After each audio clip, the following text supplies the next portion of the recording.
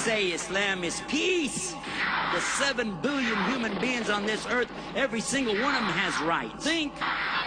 Islam is the answer for terrorism. Assalamu alaikum.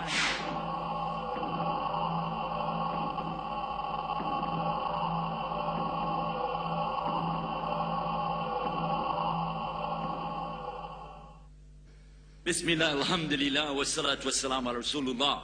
Wa ala alihi wa sahbihi ajma'in, ashhadu an la ilaha illallah wahdahu la sharika lah, wa ashhadu anna Muhammadan abduhu rasul ma ba'd.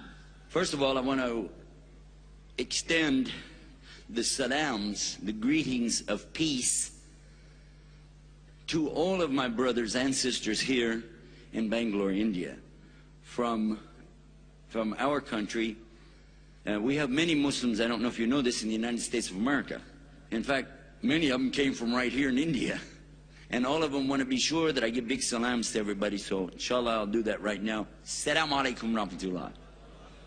The second thing is that I turned out to be a real Muslim after all. And how is that? Because I noticed a difference in timing. In my country, everybody's real punctual. They got a big thing about being on time. And you know what? I must be a Muslim because I was late tonight. We have in our country what we call Eastern Standard Time, EST. Then we have CST, Central Standard Time. MST, Mountain Standard Time. Then we have PST, Pacific Standard Time.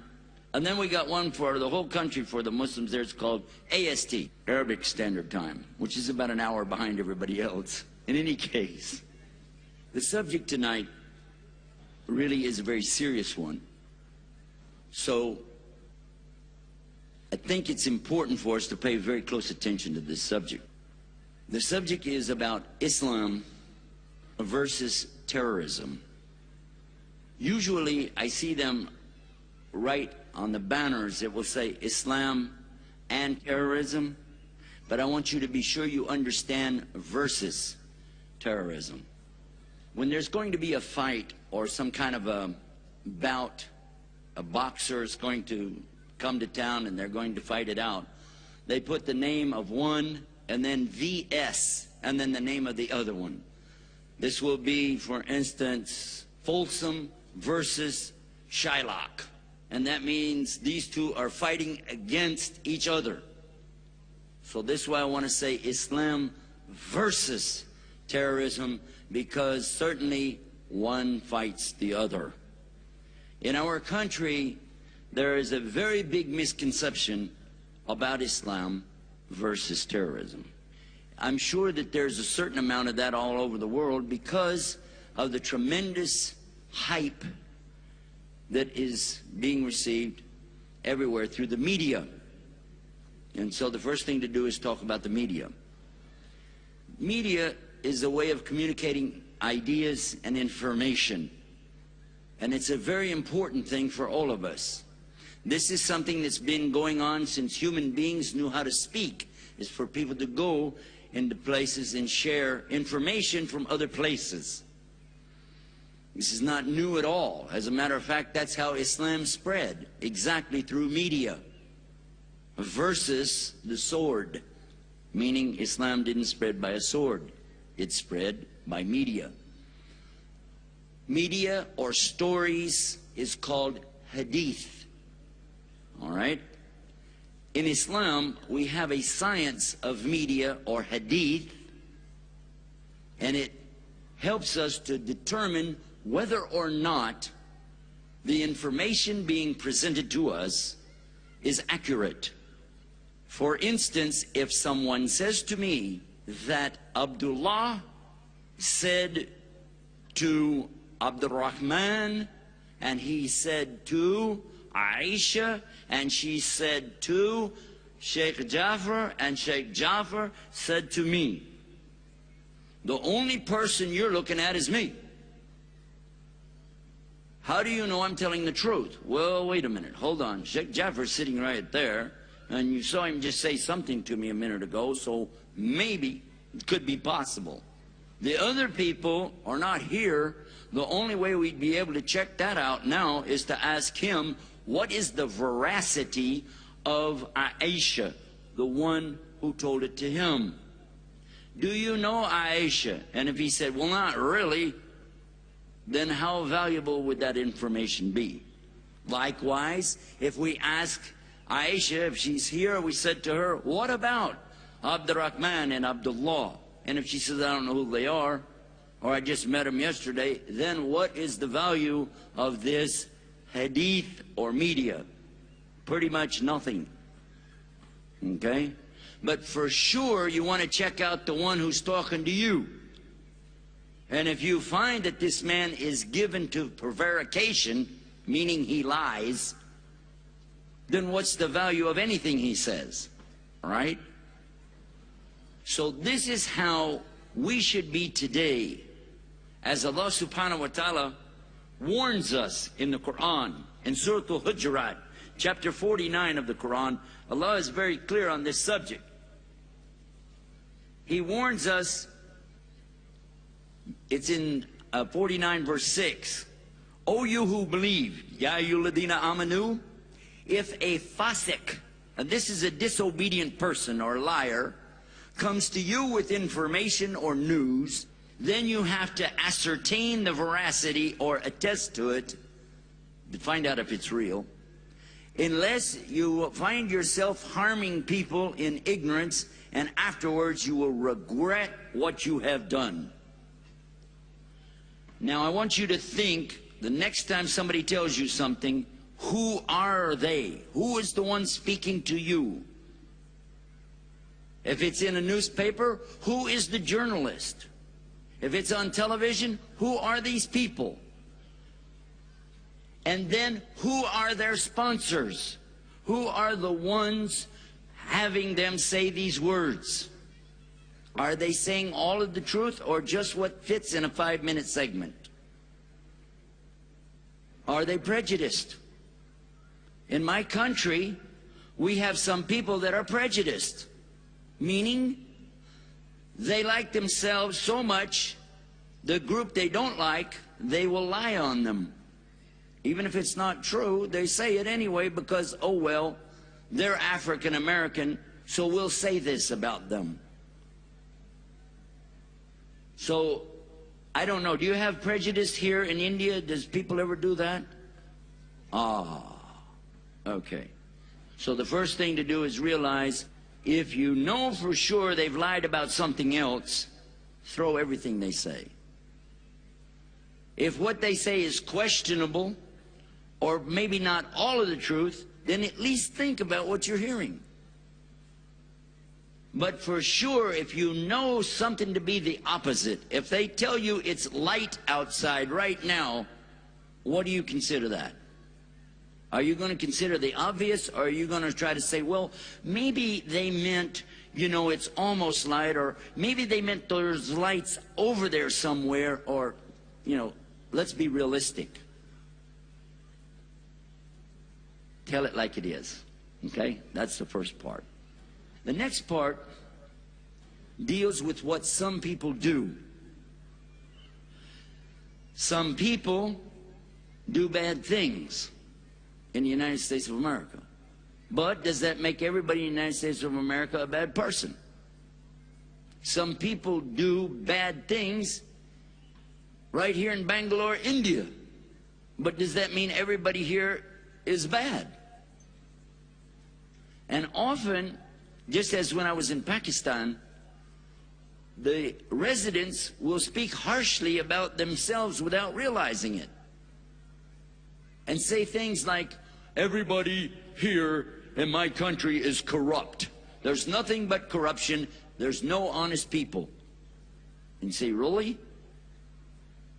Are you sure? Yes, there's no honest people. That's right. They're all liars, right? Well, for sure, the only one I know about is you, and you just said you were a liar. Therefore, everybody must be honest except you. But we don't think of it that way. We don't realize we're including ourselves, our mothers. Are you going to let somebody call your mother a liar? You just did. when you said everybody in my country is a liar. And it's not true, is it? But there are some bad people in every single city on this earth, but it doesn't make all the earth bad.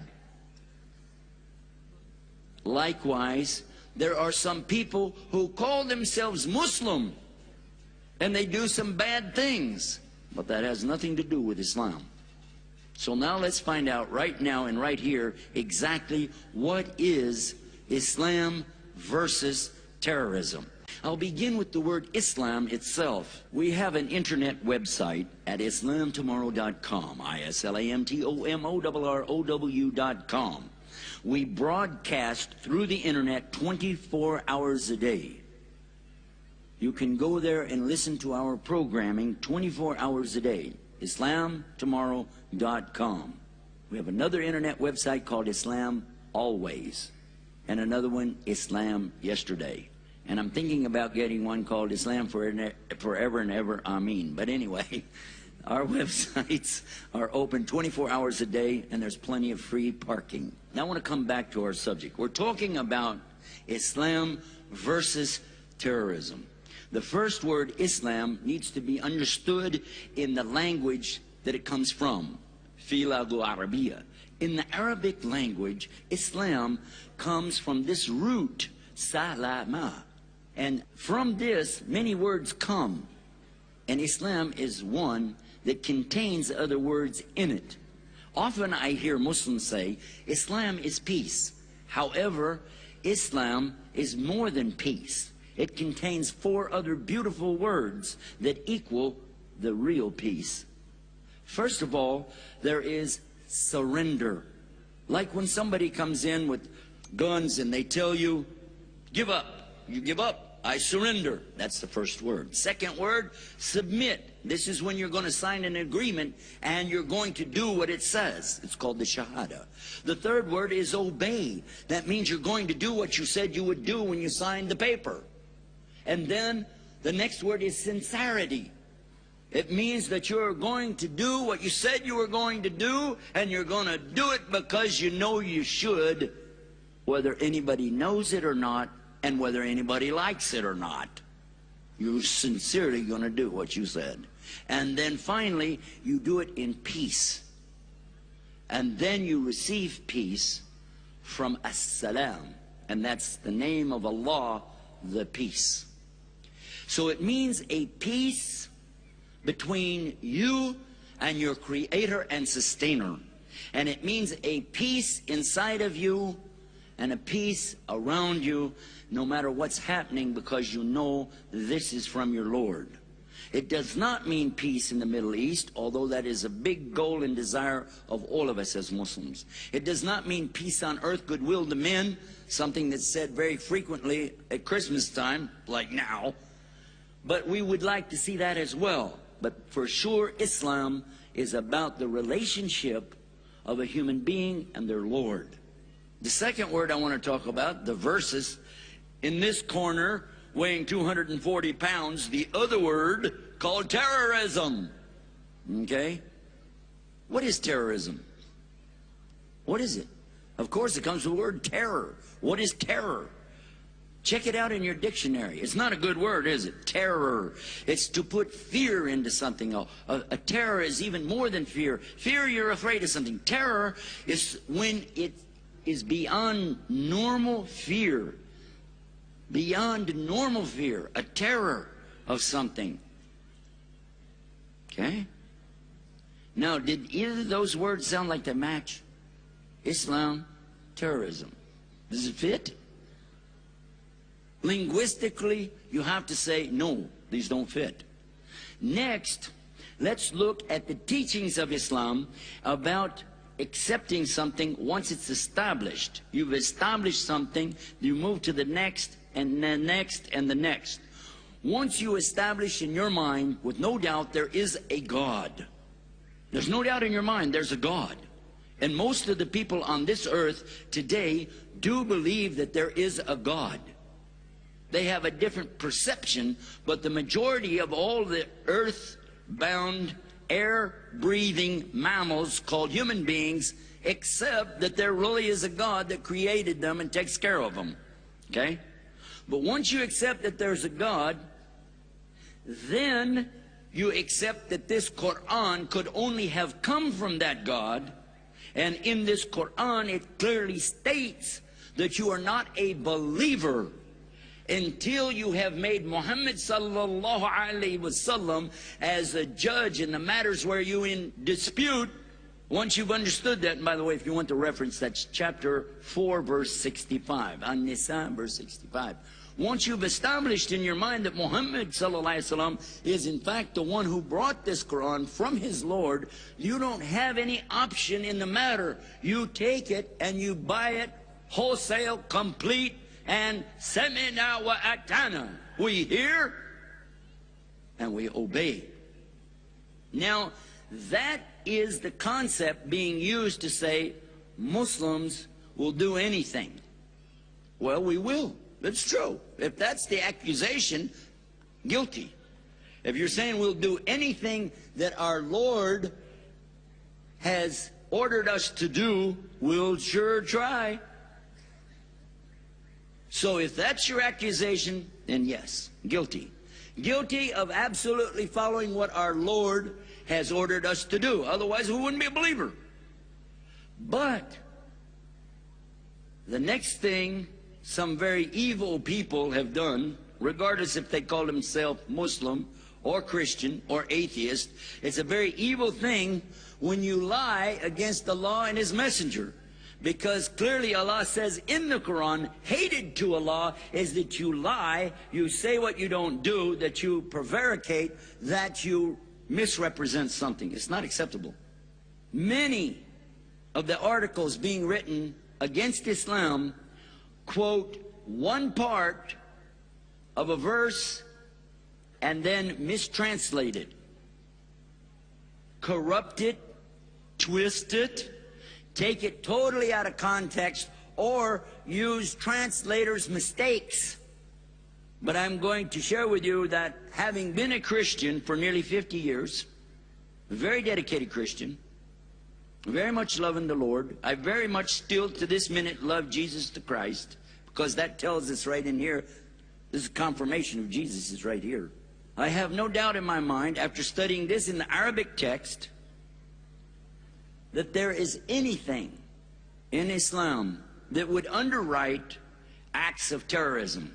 All I can find in the Quran and the teachings of Muhammad, peace be upon him, are acts versus terrorism. There isn't enough time in one little lecture to cover this subject in detail. That's why I mentioned our website, so you can pick it all up over there. But quickly, I'm going to give you a couple of pointers and let you consider for yourself. The first one is when someone says, well, you know those Muslims have been ordered to kill all the Christians and Jews wherever they find them. Wherever you find them, kill them. It says in the newspaper. And I live in Washington, D.C. area. We get the Washington Post. I pick it up. I look in there. I say, whoa, where's that in the Quran? I call him up. I say, who is the journalist that wrote this thing? Where did you get that? I'm not familiar with the verse. Oh, you know, the whole Quran's loaded with stuff like that. I said, really? Just give me one reference. They said, well, verse 191 in Surah Baqarah, the chapter called the cow. Well, it does start out exactly like they said. And kill them wherever you find them. Whoa. Oh my God. Oh my God. And kill them wherever you find them. I'm looking at the translation called the Noble Quran by Dr. Muslim Khan and Dr. Muhammad Hilali, published by Dar es Salaam. That's the one I use all the time. It says it. By God, they're right. And kill them wherever you find them. Whoa. Wait a minute. Hold on a second. Did you hear Christians and Jews in there? I must have missed that. Let's go back and look again. And kill them wherever you find them. That could be talking about bugs. Come to think about it, it just says and. Wait a minute. When was the last time you started a sentence with the word and? Let me check this out in Arabic. How many of you know Arabic? Anybody know Arabic? Anybody? Okay, well there's a thing in Arabic looks like a comma. It's kind of round and has a tail on it called a waw. Okay, that's the word and in Arabic. It's a conjunction to say this and this. Doesn't necessarily mean plus, like 1 + 1, but it's an and. Let's see if it says that. Wa. Yep, there it is. There's an and right there. Wa katilu. That's what it says. Wa katilu. I just give you the first 2 words. That's the ones they're quoting in the newspaper. That's my point. But when was the last time you started a sentence with and? It means there's something right before that, doesn't it? Doesn't it? Well, I don't like it when people do that, whether they're Muslim or non-Muslim. I don't like it when the men in Islam start out saying waqul. In chapter 24, verse 31, they begin to tell the women about lowering their gaze and wearing hijab. It says waqul, because they don't want to mention the verse before it that said, "Cool, say to the believing men to lower their gaze, to guard their private parts." They don't want to mention the men have a responsibility in this deal too. And the same way when somebody misquotes this verse, starting out with wa. I want to go back to the verse before and find out what you're hiding from me. Let's see where it says Christians and Jews in here.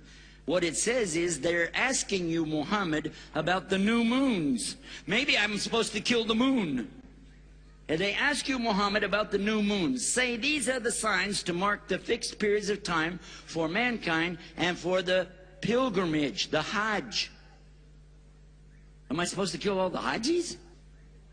And it said it's not al-bir, piety, righteousness, or taqwa, that you enter the houses from the back, but al-bir is the quality of one who fears Allah. So enter houses through their proper doors and fear Allah that you will be successful. And now we go to the next verse. And fight in the way of Allah those who fight you. Okay? And transgress not limits. Truly, Allah does not like the transgressors. And kill them wherever you find them and turn them out from where they turned you out. And al-fitna is worse than killing.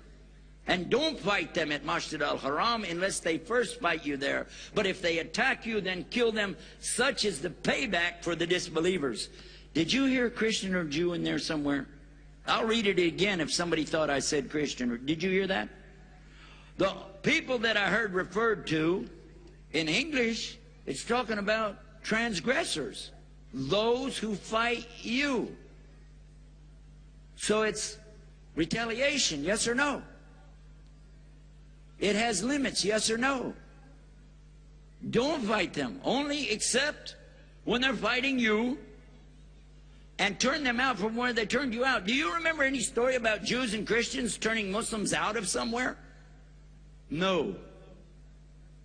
So this isn't what it's talking about. Not at all. But by the way, I'm going to tell you something.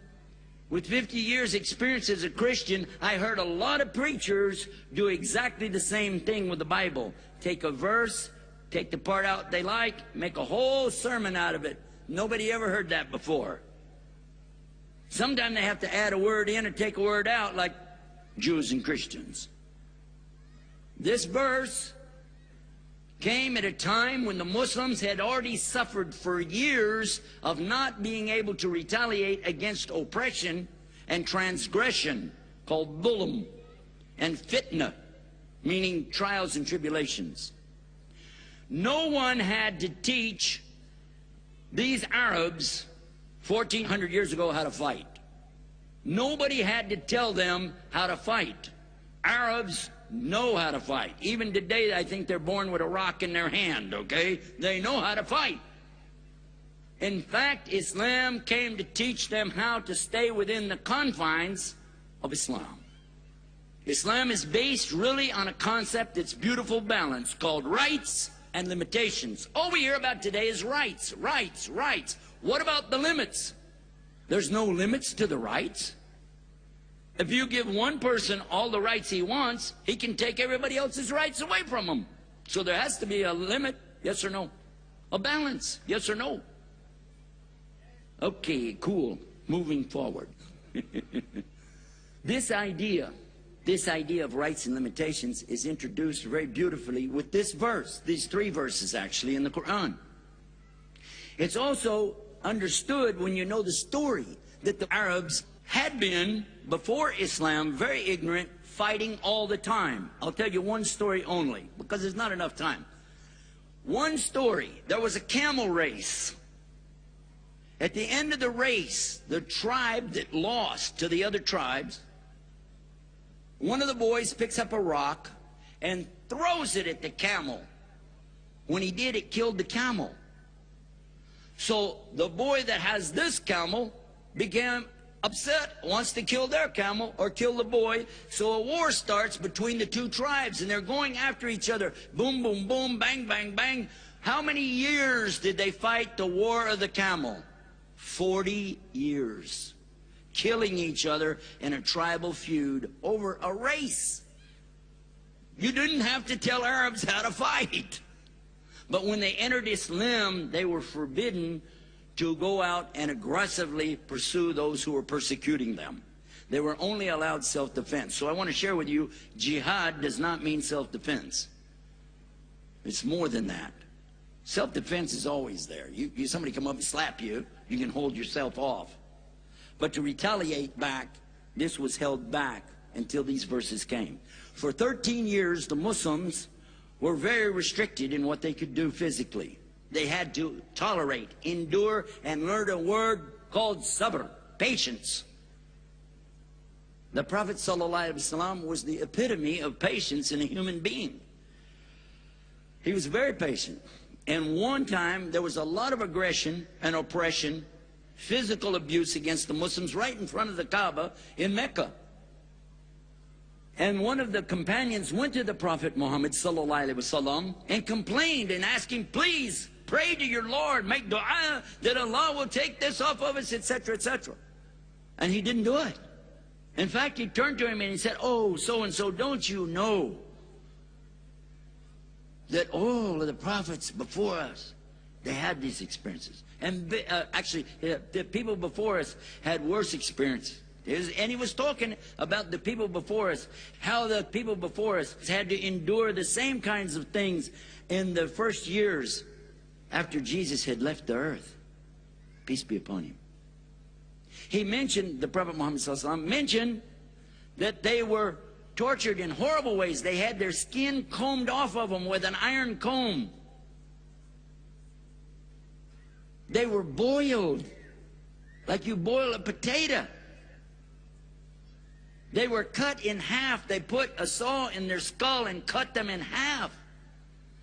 Having studied personally the early years of Christianity, we have record of them being thrown into the lion's pit, being thrown into the amphitheater, so that the Romans could enjoy a nice afternoon out and go to the amphitheater at night. Let's go out and watch the Christians being eaten alive by the lions and bears and beaten to death by the Roman gladiators. That's what they suffered, and they had to endure it with patience. So this has to be understood in the way that it came. After they had moved to Yathrib, which is years of patience that they waited, then the verse comes and orders them to do what? Combat. Yukatilu. Combat. Not slaughter, but kill in the sense of mortal combat. Go to war, willing to die or be killed or kill, because they're doing that to you. Combat those that combat you. That's the kind of kill that's been implied in the verse here with the word qital. And by the way, the word jihad is not in these ayahs. It is not. Jihad is a very wide word and carries a heavy meaning. But here, particularly, qital is talking about mortal combat. The very same thing that Mr. George W. Bush ordered when he sent people out to Afghanistan and into Iraq is mortal combat. But Islam is having limits, big limits. fight only those who are fighting you. Kill only those who are trying to kill you, but as soon as they stop, you have to stop. It is forbidden in Islam to kill the innocents. If you're going to quote to me from this book and consider that I believe it and I'm going to follow it, then please take the time to go to chapter 5, which is Surah Al-Ma'idah, and look to the verse that clearly states that if anybody takes an innocent life, it's as though they killed all of humanity. It's verse 32, by the way. And if they save a life, then it's as though they saved the entire mankind. And indeed, there came to them our messengers with clear proofs, evidences, and signs. Even then, after that, many of them continued to exceed limits in the land. And understand, Islam is about these limits, because Allah subhanahu wa ta'ala did not want Muslims to be like the ignorant Arabs and just trashing people to the ground. In the Bible itself, in the book called Genesis, toward the end, there is a chapter or a whole section called the rape of Dinah. It deals with the subject of a boy from a non-Jewish tribe who took a girl from the Jewish tribes. He loved her. He wanted to marry her. The tribal leaders from the Jews went to them, according to the Bible, read it for yourself, and said, "We want this girl back." The chief of the tribe said, "It's my son that took her. We didn't mean you any harm, but, you know, let's make up like this. We will give you gifts. We will give you money. We will give you sheep. Let us keep this girl. He loves her. She loves him. Can they be together?"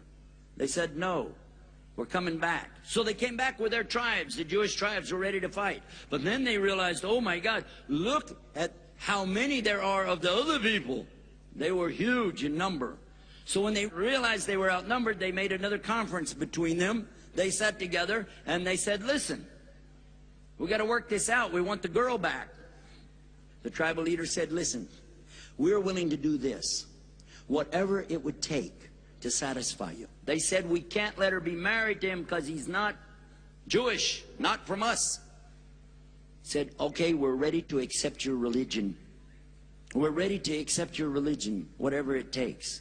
And then, if you'll accept us, we will give you our lands and our animals, and you'll be with us just as our own brothers. You'll take our wives, we'll take wives from you, your children and our children together. We'll accept that term of peace. Could we do that?"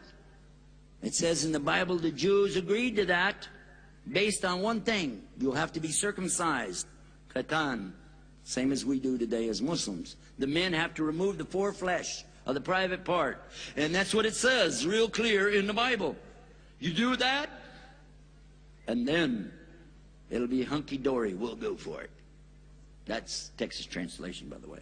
Next thing, it says that they cut themselves, starting with the boy. The son of the tribal leader cut himself like this. I don't know if you got any idea what I'm talking about. That is horrible, okay? That's amazing. And every member of the tribe, they made sure every member of their whole entire tribe did this to themselves. And it says in the Bible, 3 days later, when the men couldn't even move, it said they were sore. You bet they were. They couldn't move. It said that's when the Jews came in and killed them all, slaughtered them all, men, boys, and kept the women for themselves, took all of their land, all of their property, and all of their sheep. And they were very proud of themselves. They went back to their father Jacob and told him the story, and it said he was disappointed. This book, the Quran, forbids all of that. First of all, you can't lie about the religion. You have to tell people what it is. But they're always welcome to enter Islam. But the next thing is, especially when you make a truce or an agreement, you have to follow through on it in Islam. You cannot deceive people with that. And when somebody declares, "Ashhadu la ilaha illallah, ashhadu wa Muhammadan Rasulullah," I bear witness there's none to worship except God alone, and Muhammad's his messenger, he's your brother, and the Prophet ﷺ said, his life and his property are safe from your hand. The opposite of the teaching of the Bible in that area. By the way, I don't believe everything I read in the Bible, but I definitely believe that it's right here when it tells me to have limits.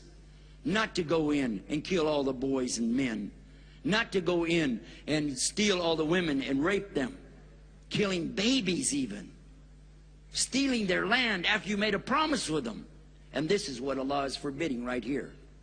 For the Muslims, for the Arabs, and all Muslims ever since. That's what it says. That's how I understood it. If somebody has some other Quran that they know about, bring it and let's have a look at it. Far as I know, there's only one Quran on the entire earth, and it's exactly like everyone else on the entire earth. So, excuse me, but where do you get out of that? Islam is terrorism. I see it real clear. Islam is against terrorism. In fact, if there is aggression, if there is oppression, if there is dhulm and fitna, if there is terrorism on this earth, it's Islam that declared the war against terrorism 1400 years ago, and it's called Jihad Sabilillah. This is not a subject that we're going to cover all the details in one short speech. But it is definitely a message that has to get out to every Muslim first, and then every other person on this planet. You may ask yourself, why did you say Muslims? Because, my brothers and sisters in Islam, it's too often that I hear Muslims apologizing for Islam. Allah will never accept that. And the Muslim brothers and sisters who have died on the haqqa la ilaha illallah, on the truth of Islam for 1400 years, would not be very proud of you today to hear you apologize for something that has nothing wrong in it. Until we stand up for what real truth is and show people the beauty, the sweetness of the deen of Islam, the power that Allah gives to the true believers. Until we do this, we're not living up to it. The people can't see it. But before I end this little talk, I want to be sure that I balance the scale. I want to talk about the position of a non-Muslim. A person who is not Muslim, looking at what's being presented in the media today, has a right to be afraid. Because a non-Muslim doesn't really have the taqwa for Allah. And when you don't have taqwa for Allah, you're going to have taqwa for everything else that Allah created. Meaning, if you don't fear Allah, you'll fear what He created. So they're very much afraid. And they're responding to that fear. And until they can understand real Islam, they'll continue to do what they're doing. They see us, 1.5 billion people in the world, as a threat, as an enemy to them. Because we have not lived up to the message. We have not presented Islam to them correctly. And therefore they fear what they don't know and what they don't understand. And that's logical. People always fear what they don't understand. Who is going to carry this message to these people? Huh? Are we going to go to Madison Avenue? Are we going to go to Hollywood, California, and ask these great promoters of media to put together a package for us and put it on their news? I don't think so. In fact, I know so. The way that we're going to present this message is the way that it was presented 1400 years ago. By living the example of Muhammad sallallahu alaihi wasallam, by sacrificing our lives and our work and our money, not to kill people, but to kill inside of ourselves this nafs, so that we can stand up and be real Muslims. So when they see the sweetness of the deen in us, they're going to say, I want to be like you. I want to be like you. And when you look at yourself in the mirror, ask yourself, is this a person that other people would like to become like? Because if the answer is no, then you're not representing Islam, are you? But if you can look in the mirror and say, this is somebody representing Islam, then get out there And let them see it in us. I'm not blaming them for doing what they are naturally going to do, but I'm blaming you and myself and every Muslim on this earth who has not presented this message correctly. Let us make a firm resolve from this point forward that when you leave out of this building tonight, that it's not the same person who walked in here. That your life is changed. That we are a better person. That we're going to abide by the rules, regulations, and commandments of Allah subhanahu wa ta'ala, and following the sunnah of His Rasul sallallahu alayhi wa sallam. Let us make that resolve. Let us ask Allah to guide us first, and in so doing help others to see the beautiful guidance of Islam. Ameen. I ask for the guidance of Allah. Ihdina siratul mustaqim. Ameen. I ask for the guidance for all of the people that Allah give hidayah, Muslims and non-Muslims. Ameen. And I ask that He give us the good of this life and the good of the next life, and save us from the punishment of His fire. Ameen. ربنا اتنا في الدنيا حسنة وفي الآخرة حسنة وقنا عذاب النار. آمين. ربنا لا تزغ قلوبنا بعد إذ هديتنا وهب لنا من لدنك رحمة إنك أنت الوهاب. آمين. اللهم صل على محمد وعلى آل محمد كما صليت على إبراهيم وعلى آل إبراهيم إنك حميد مجيد. آمين. جزاكم الله خير. I ask Allah to forgive me for any mistakes. Anything good said here tonight was from Allah. The mistakes are from myself. Subhanakallahumma bihamdik, ashhadu an la ilaha illa ant, astaghfiruka wa atubu ilaik.